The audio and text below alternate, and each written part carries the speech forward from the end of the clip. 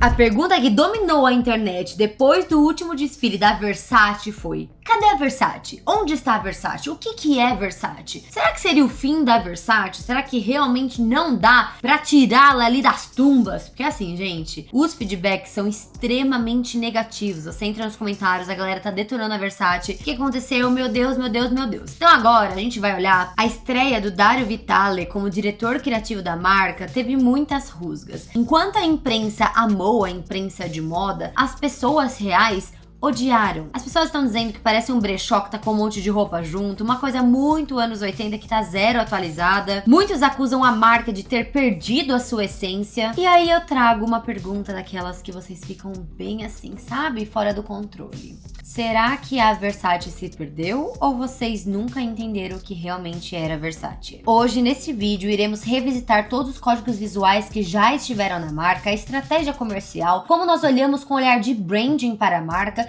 e o que os executivos querem com essa nova coleção, que no final das contas, marketing e executivos estão sempre juntos, que todo mundo quer lucrar, todo mundo quer dinheiro, e você também. Então, se você quer sair mais rica do que você entrou, fica aqui nesse vídeo até o final que eu tenho certeza absoluta que você não irá se arrepender. Bora lá!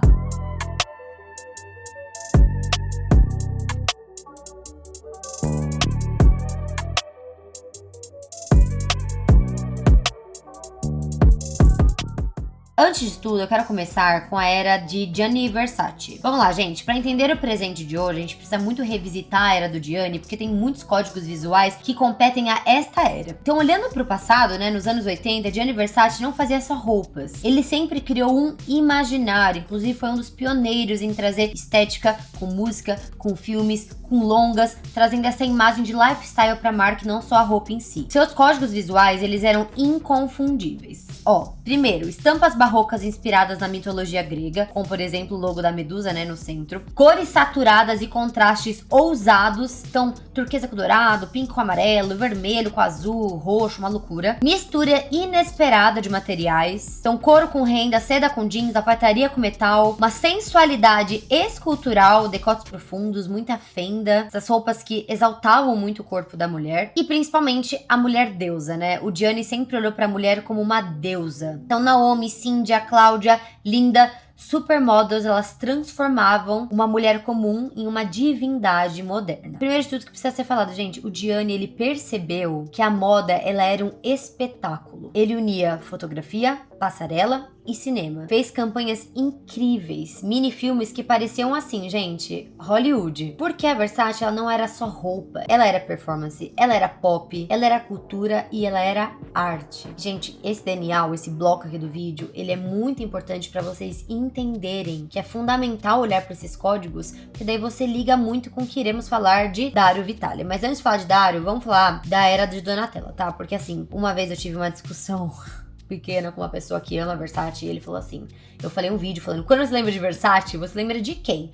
Donatella. E ele acabou comigo, falando que eu não sabia nada de moda, que não sabia nada de história, que a Versace nunca foi Donatella, que a Versace era Gianni, blá blá blá. Gente, nós temos que entender que, primeiro de tudo, a moda, ela é fluida. Ela não é lembrada pelo código de uma pessoa em si, do fundador em si. Ela é lembrada pela cultura que as pessoas recebem naquela marca. Então, assim, eu nunca tive um apelo de Gianni na minha vida, porque quando eu nasci ele já estava lá, já tinha sido de arrasta. Então, eu sempre fui muito focada na marca, sempre fui muito fã da marca, vocês sabem, tem várias peças, já fui uma grande cliente da marca. E eu sempre fui muito dentro de ver aquela mulher, aquele poder e ver a Donatella por trás. Então, a minha cabeça sempre foi muito coligada à Donatella. E depois do assassinato de Gianni, né, em 1997, a Donatella acabou assumindo a marca. E o que ela fez foi assim, gente, heróico. Ela conseguiu manter viva e relevante uma marca que era uma das maiores do cenário. Então, ela preservou os códigos, estampas barrocas, sensualidade, deus inalcançável e conseguiu colocar a Versace no tapete vermelho, que, gente, aqui foi a virada de chave da marca. Por quê? Quando você cria momentos icônicos em tapetes vermelhos, você gera cultura, você gera pessoas falando da sua marca, você gera pessoas querendo estar com aquele look, você gera pessoas tentando analisar, tentando entender o que tá acontecendo, e ali gera muito FOMO, que é Fear of Missing Out. parece que se você não fizer ali um tapete vermelho ou ir num evento com essa marca, você está de fora dessa comunidade. Isso foi um feito muito grande da Versace, que foi muito bom por um período e muito ruim para o período atual, e vocês já vão entender o que eu tô falando. Mas antes, continuemos, muito prazer, meu nome é Marcela Carrasco, aqui nesse canal a gente fala tudo sobre o mundo da moda. Negócios de moda, tendências de moda, tudo for moda mais fresquinha, sairá aqui primeiro, que é o melhor canal de moda do Brasil.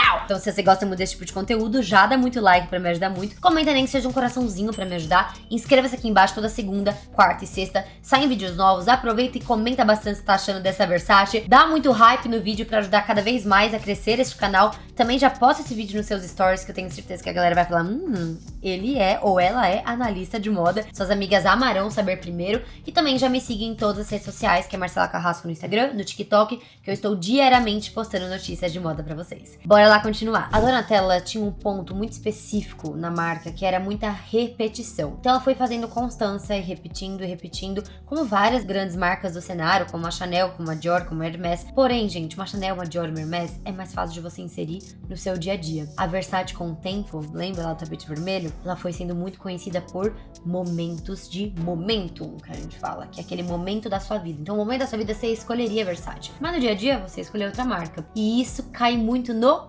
comercial, que você tem um leque assim de clientes e nada se fazem só pra você que quer usar o tapete vermelho e que terá uma oportunidade de tapete vermelho. Então, essa consistência virou repetição e a cada coleção a fórmula sempre era a mesma. Vestido de gala, bordado, cortes poderosos, sempre lindos, mas previsíveis e nichados. E aí nasceu o problema comercial da marca. A Versace virou uma marca pontual.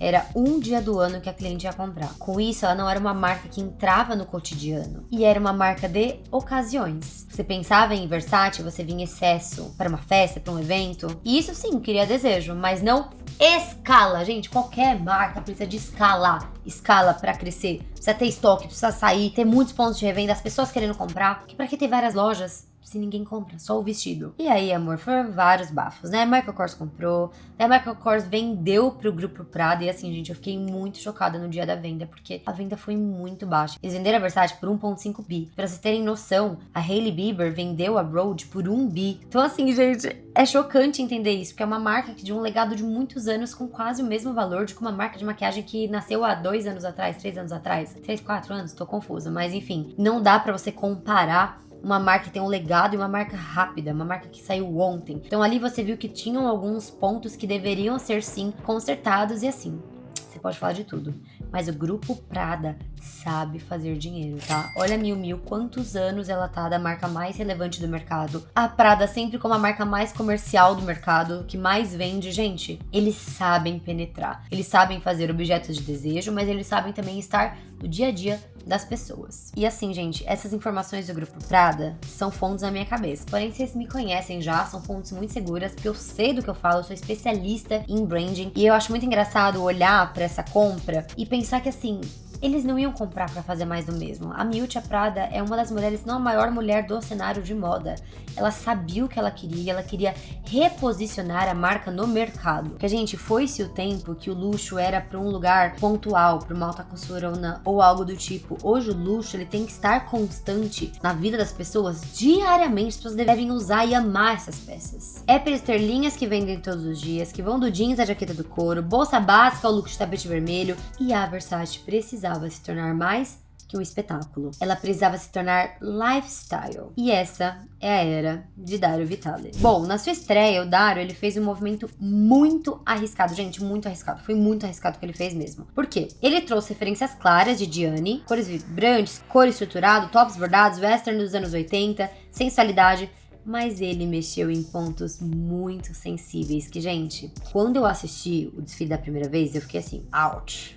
What the fuck? Só que com o tempo, eu sou uma pessoa que eu preciso de um tempo pra absorver as coisas. Eu comecei a assistir. Falei, caraca, velho, eu entendi tudo. Entrou na minha cabeça, assim, penetrou. Foram muitas críticas, sim. Só que são 3 pontos que essas críticas vieram. E essas críticas, elas têm um fundamento, mas elas vão muito com o que o próprio Dario fez. Colocando aqui pra vocês agora a tela do Instagram da Versace, e eles estavam trabalhando pra ver se esse impacto seria menor há muitas semanas, muitas. tiveram algumas aparições públicas, né, de algumas embaixadoras da Versace, como a Julia Roberts. Depois foram subindo uns feeds mostrando que a marca estava saindo desse aspecto tipo, ai meu Deus, de uma deusa e indo pra um lugar comum. Tem vários vídeos de pessoas, assim, vivendo, até a galera tipo, nossa, o que isso é Versace? Eles estavam mostrando que a marca virou mais lifestyle e menos ponto, menos uma coisa, né, mais deusa grega. E quando a gente fala sobre isso, a gente vê que teve sim ali vários códigos visuais muito bem feitos de Versace, porém assustou muito e teve toda essa crítica por os 3 pontos: styling, casualidade e casting.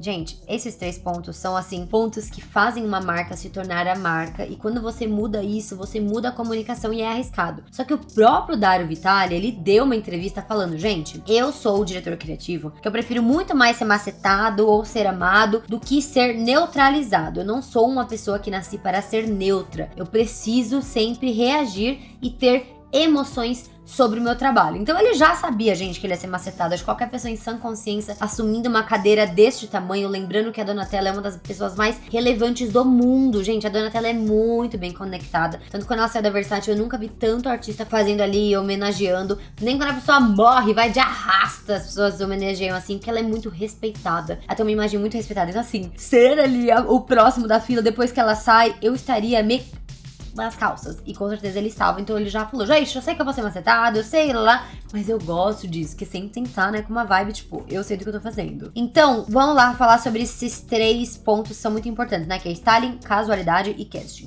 Primeiro, styling, as peças são riquíssimas. Gente, não caia nessa coisa de, eu vi um trecho do Instagram e vou lá e dou minha opinião. Para, você burra! Você tem que pegar, sentar a sua cadeirinha ali, a sua bunda no sofá e assistir no YouTube. Tem vários aqui do próprio canal da Versace. Assiste, consome os conteúdos, depois vai no Tag Walk, é uma plataforma de graça da Google, que você pode acessar todos os desfiles, dar zoom, ver lá os acessórios. E o styling, gente, as peças eram riquíssimas, sim. Teve o bralé bordado, que eu amei, vestido de fenda com leitura casual, só que assim, as peças estavam icônicas, gente. As jaquetas de couro estavam maravilhosas, a vibe de Versace Western tava lindo, acessórios, então, os sapatos, os mules, os loafers, os saltos, gente, tudo lindo, cinto perfeito, maravilhoso, jaquetas de couro lindas. Só que o styling, ele causou essa estranheza. Que, por exemplo, esse look aqui, de Alex Consani, que inclusive a Addison Rae usou um dia depois, esse look, né, parecido, mas enfim, com esse bralé bordado. Se você analisar, o look ele é muito versátil, mas ele do nada parece com uma amarração. A gente viu muito que a amarração tá sendo um grande hot topic lá do Milão Fashion Week, só que você trazer um look que antes era visto como look de deusa, pra você ir ali pra uma premiação com algo casual, você mostra, assim, uma quebra de objeção. Então, em vez de você olhar e falar, nossa, uau, que look bem trabalhado, você fala, nossa, que estranho, as peças são boas, mas o styling tá estranho. Então assim, o styling inteiro do desfile inteiro foi sobre casualidade. A gente tinha muitas calças de cintura alta com o botão primeirinho ali aberto, quer dizer, mostrando uma casualidade, essas amarrações, essas peças sobrepostas também, teve muito sobreposto, umas regatas parecendo ali um mamilo. Então tipo, a gente viu que o styling foi 100% focado em casualidade. Lembra disso, tá? Casualidade, lembrando que Versace antes era o quê? Looks totalmente pra tapete vermelho. E essa casualidade, né, que é o segundo ponto que eu uni do styling com a casualidade, foi assim, o recado foi claro, gente, Versace não é só de noite, Versace é também de dia. Não é só festa, mas também é cotidiano. Tanto que vocês separarem, o próprio logo do Instagram deles, eles mudaram, eles tiraram aquela medusa forte, a medusa tá tipo assim, como se fosse uma visão de 90 graus pra ficar mais casual. A gente vê também os logos aplicados muito menores nas peças, então traz essa noção, sabe, de como se o logo ali fosse só uma coisinha. E o casting, gente, em vez de só celebridades, supermodels, né, rostos comuns, eles vieram com pessoas reais. Eu acho que isso foi um ponto meio ruim. Eu teria colocado todos esses outros pontos, mas o casting deveria ser preservado. Por quê? Como tinham muitos códigos visuais já sendo quebrados, quando você coloca um casting que é tipo, ninguém conhece, tinham pouquíssimos rostos ali conhecidos e muitas pessoas reais, pessoas do dia a dia, eu acho que quebra muito o glamour da marca. Tá tudo bem a gente focar no casual, mas o casting, na minha opinião, poderia ter continuado com grandes modelos, com grandes personalidades. Mas assim, gente, não adianta. Eles querem trazer a Versace pro dia a dia, eles querem trazer a Versace pra estar na sua vida, fazer parte do seu dia a dia, e isso está muito presente, dá pra, assim, claramente ver o que acontece. Outro ponto também que eu quero trazer, que eu nem coloquei aqui no roteiro, mas lembrei aqui falando, a marca sempre foi muito focada em mulheres. Sempre foi essa coisa, essa bonita, essa aparição de um red carpet. Só que com o passar do tempo, a Versace, ela começou a ficar muito masculina e ser vendida no maior mercado de moda do mundo, que é o mercado chinês. E os chineses, eles sempre consumiram os logos em si, não só da Versace, como tipo, Versace, Versace, Versace. É muito característico do chinês, ainda mais esse chinês que compra. Eu que morei em Londres via isso diretamente, nossa, diariamente. E o que acontece com isso? Com os chineses comprando e tendo esse hábito de Versace, Versace, Versace, a marca ela ficou com 2 pontos. Ou ela era taque significa quando tem um monte de logo, uma coisa que, né, meio brega assim, não ao meu ver, mas ao ver o que significa a palavra. Ou ela era totalmente que a mulher era aquela deusa, aquela mulher sempre completa, sempre plena. Então começou a ter um problema ali, uma rusga, e os dois lados, né, comercialmente olhando pra frente, iriam dar problema. Tanto a mulher, que usava pontualmente, ela ia cada vez mais comprar menos da Versace, quanto o chinês, que estava usando o logo o tempo inteiro, uma hora ele ia pular para outro logo, porque aquelas roupas iriam ficar velhas e, tipo, uma camiseta com logo você compra em várias outras marcas. Então, assim, o problema comercial veio dali. E, com esses pontos todos, falando, né, do Dario Vitale, a gente teve uma reação muito negativa na internet. Então, a internet caiu matando, gente. Isso não é Versace, parece brechó, perdeu a essência, mas aí que entra a reflexão deste vídeo. Será que essas vozes realmente representam o consumidor final? De verdade? Eu sempre trago essa reflexão aqui nos nossos vídeos, porque quando a gente julga a moda e analisa a moda, todo mundo quer achar que é o espertão. Mas a gente tem que entender que quando a gente abre o nosso Instagram,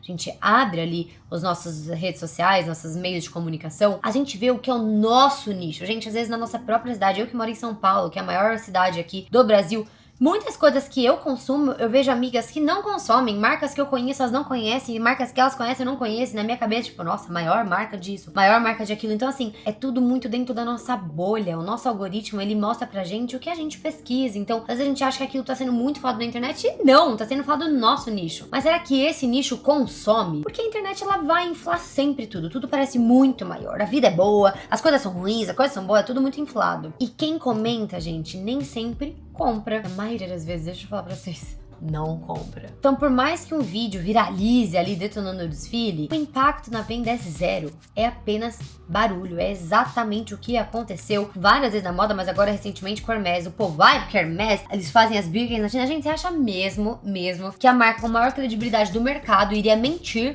pro seu consumidor final que ali, né, vamos falar que um consumidor médio ali da Hermès deve gastar uns 5 milhões por ano. Você acha mesmo que ele mentiria pro consumidor final pra ter uma margem de $200 mais barata? Pelo amor de Deus, gente, vocês vivem no mundo Alice, não é assim não. A gente tem que entender que o mercado funciona e o mercado sim tem a sua inflação na internet. E no final das contas a gente entende que a imagem de luxo, ela não se constrói em trend e não se destrói no TikTok. Não, só vocês verem o que aconteceu ultimamente com as marcas relevantes, né? Então vamos lá para uma estratégia comercial mais focada, que, gente, é igual da Gucci, tá? Eu tô aqui falando na minha cabeça, não tô seguindo o roteiro, mas tô olhando aqui pro roteiro, porque senão eu falo muito, a gente vai ficar até 1 hora aqui falando, e já comenta aqui embaixo se você concorda comigo ou não concorda. Gente, no fundo, a lógica é simples. Nenhuma marca sobrevive só sendo festa, só sendo pontual ali com o seu consumidor. O giro, ele precisa acontecer, precisa ter clientes recorrentes na marca, que compram o tempo inteiro na marca, senão a marca não sobrevive. E o mais importante, uma maison precisa ter produtos que circulam todos